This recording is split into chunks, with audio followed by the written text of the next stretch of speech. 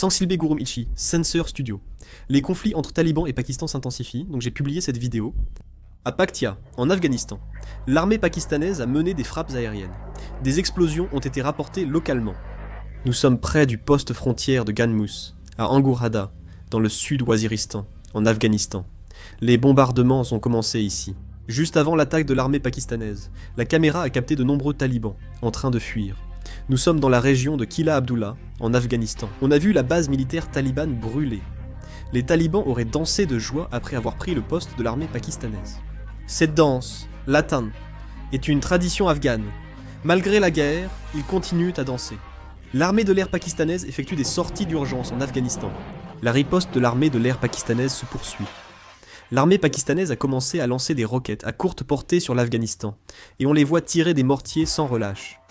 L'armée pakistanaise tire actuellement 121 obus de mortier. L'armée pakistanaise a détruit le poste de contrôle taliban. On suppose que l'armée pakistanaise a utilisé un canon sans recul automoteur neuf ou un M40A1 sans recul. Les talibans auraient déployé le 205e corps Al-Badr à la frontière avec le Pakistan. Cette unité est à la mieux équipée des forces talibanes. L'armée pakistanaise a capturé le poste avancé des talibans.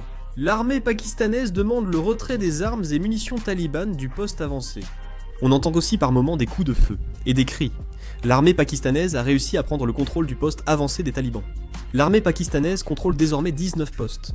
Dans cette vidéo, on voit des uniformes, le drapeau taliban et des ogives de roquettes à propulsion guidée. L'armée pakistanaise a lancé des bombardements contre les talibans. La région concernée est la ligne de Durand, où se trouve une base militaire talibane, et c'est là que les frappes ont eu lieu. Un grand nombre de victimes est à prévoir. Actuellement, 5 soldats pakistanais ont été confirmés morts dans un seul poste de l'armée pakistanaise. On rapporte que de lourdes pertes ont été subies à cause d'une attaque surprise des talibans. Jusqu'à présent, le nombre de soldats pakistanais confirmés morts s'élève à 12, après des affrontements à la frontière entre le Pakistan et les talibans. L'Arabie Saoudite et le Qatar ont appelé au calme. Le ministère des Affaires étrangères d'Arabie Saoudite a publié une déclaration appelant le Pakistan et l'Afghanistan à faire preuve de retenue, afin d'éviter toute escalade supplémentaire. La déclaration appelle l'Arabie Saoudite à faire preuve de retenue, à éviter que la situation ne s'aggrave et à privilégier le dialogue et la sagesse. Cela aidera à calmer les tensions et à préserver la stabilité régionale, a-t-il déclaré.